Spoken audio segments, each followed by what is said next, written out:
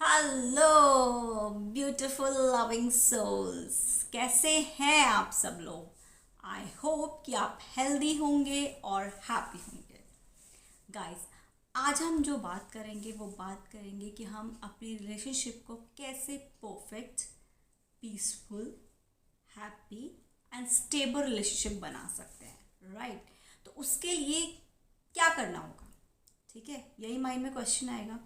तो सबसे पहले रिलेशनशिप में ट्रस्ट, ऑनेस्टी एंड फेथ बहुत ज़रूरी है। अगर ये तीन चीज़ आपके पास है ना आपके रिलेशनशिप में, तो सच्ची मानना कि आप बहुत ब्लेस्ड पर्सन हैं। ठीक है। उसके बाद आपकी ना यार इतनी केमिस्ट्री, अंडरस्टैंडिंग, बाउंडिंग इतनी स्ट्रांग होनी चाहिए, इतना स्ट्रांग सॉलिड फाउंडेशन होनी चाहिए ना कि सामने वाले लोग भी देखें ना तो वो बोले वाओ, क्या कपल है ये। ठीक है। अब पता है क्या, इक्वल गिव एंड टेक होना चाहिए। ठीक है। क्योंकि ना ऐसा ना हो कि सिर्फ आप ही उसको दिए जा रहे हैं, दिए जा रहे हैं, दिए जा रहे हैं। नो, आप दोनों का इक्वल बैलेंस्ड रिलेशनशिप होना चाहिए। बैलेंस्ड इमोशंस होने चाहिए एक दूसरे के लिए। पता है, प्योर लव होना चाहिए। वो आपके ना फेस पर दिखाई देता है, वो आपकी रिलेशनशिप में दिखाई देता है। जहाँ पे प्योरिटी होती है ना, सच मानिएगा, वो दिखाई देती है रिलेशनशिप में। ठीक है। आपके इंटेंशंस उसके लिए एकदम क्लियर होने चाहिए, एकदम प्योर इंटेंशंस होने चाहिए। जैसे आपने वाइट फ्लावर देखा है, वो कितना ब्यूटीफुल होता है, तो उसमें वो प्योरिटी दिखाई देती है। ठीक है। तो ऐसे ही आपकी रिलेशनशिप में प्योरिटी होनी चाहिए। राइट? उसमें कोई भी तरह की कंफ्यूजन, डाउट्स, कोई भी तरह की फियर, इनसिक्योरिटीज होनी ही नहीं चाहिए। ठीक है। अब यार देखो, हमेशा ना रिलेशनशिप ऐसे तो नहीं चल सकता। अप एंड डाउन्स आएंगे आएंगे। वो आपके ऊपर डिपेंड करता है कि आपको किस तरीके से आप उसको ना सॉलिड फाउंडेशन बनाते हैं। कभी भी मिसअंडरस्टैंडिंग हो, कुछ भी कन्फ्यूजन्स हो, डाउट्स हो, तो जाहिर है बनता है, ऐसा कोई प्रॉब्लम नहीं है। ठीक है। तो उसको ना फटाफट सॉर्ट करो। ठीक है। और पता है क्या करो, ऐसा मत वेट करो कि नहीं यार नेक्स्ट डे सॉर्ट हो जाना है, थोड़े दिनों बाद सॉर्ट हो जाना है। नहीं, वो ना मिसअंडरस्टैंडिंग्स फिर बढ़ती जाती हैं। तो बेटर है कि जब मिसअंडरस्टैंडिंग्स हो, कन्फ्यूजन्स हो, कुछ भी हो, वो सेम टाइम जितना जल्दी एज सुन एज आप सॉर्ट कर सको उतना आप जल्दी सॉर्ट कर लीजिए। ठीक है। और ईगो, एटीट्यूड, ये सब ना एक नेगेटिव पैटर्न्स होते हैं। ये फॉल्स ईगो तो लाइए ही मत। क्यों? क्योंकि पता है क्या होगा, जब आप अपनी ईगो लाएंगे ना तो सामने वाले की भी कभी कभी ईगो आ ही सकती है। जब आप बार बार ईगो दिखाएंगे तो कोशिश करिए कि रिलेशनशिप में कभी ईगो एटीट्यूड लाए ना। क्योंकि ना रिलेशनशिप में थोड़ा झुकना भी सीखिए। जब तक हम झुकेंगे नहीं ना, सामने वाले को ये लगेगा ही नहीं कि यार हम सच में उससे प्यार करते हैं। पर इतना भी मत झुकिए कि वो आपकी सेल्फ रेस्पेक्ट ही ना, मतलब रेस्पेक्ट करना ही छोड़ दे। ठीक है, आपका सेल्फ रेस्पेक्ट ही ना बच जाए। तो हर चीज़ को बैलेंस लेकर चलिए, मेरा कहना ये है। कॉन्शियसली अवेयर रहिए। ठीक है।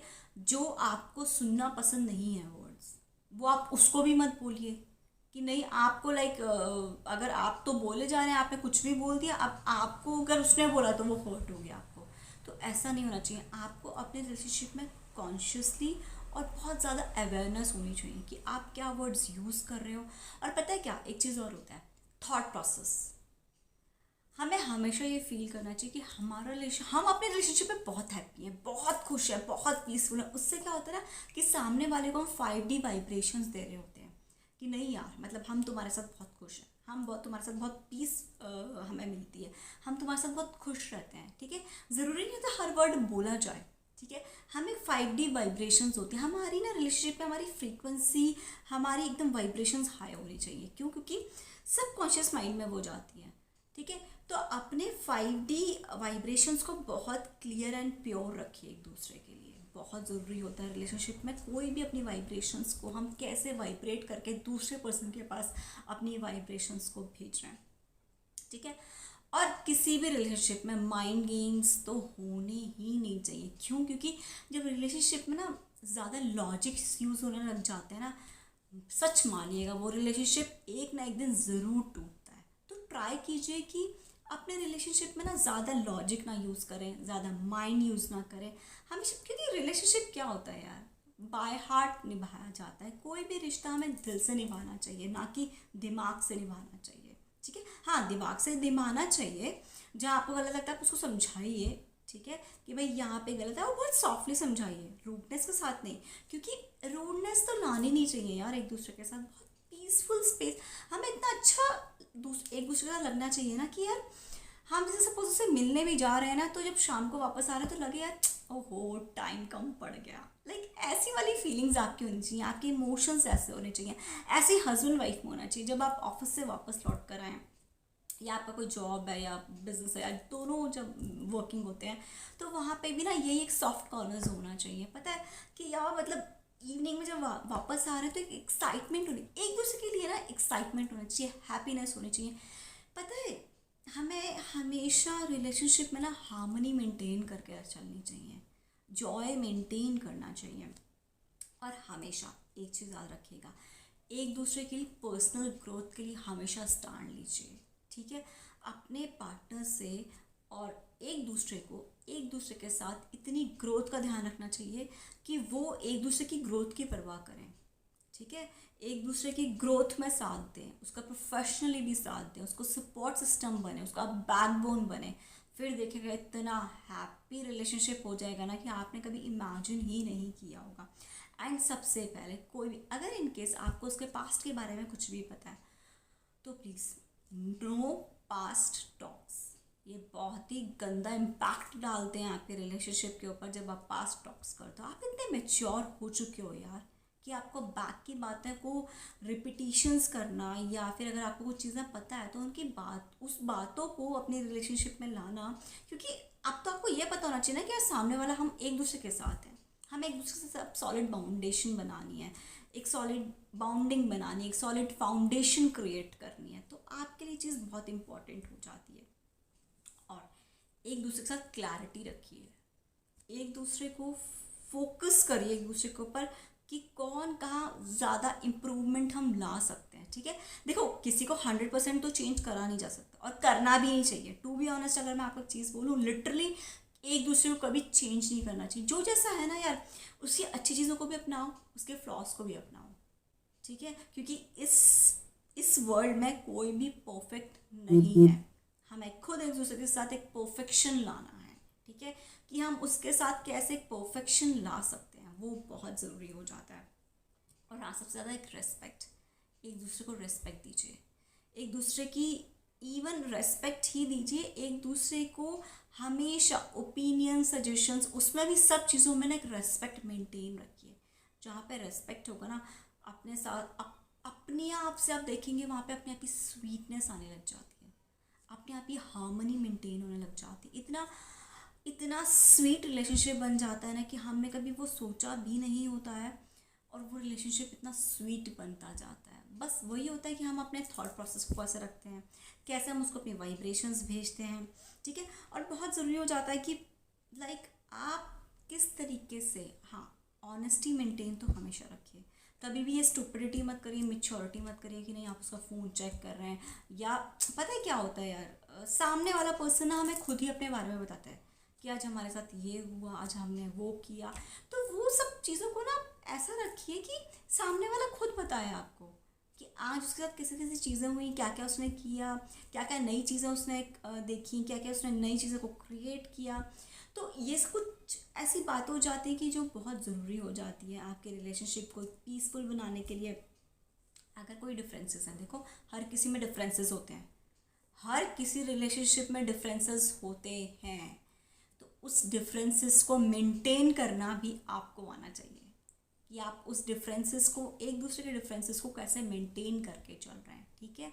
उसके ऊपर बात करिए, कुछ सॉल्यूशंस निकालिए, और 100% सॉल्यूशंस निकलते हैं अगर हम सोचते हैं। अगर हम सोच ही लेना कि हमें अच्छे से मेंटेन करके चीज़ों को चलना है, तो 100% सच मानिएगा हमेशा सॉल्यूशंस मिलते हैं।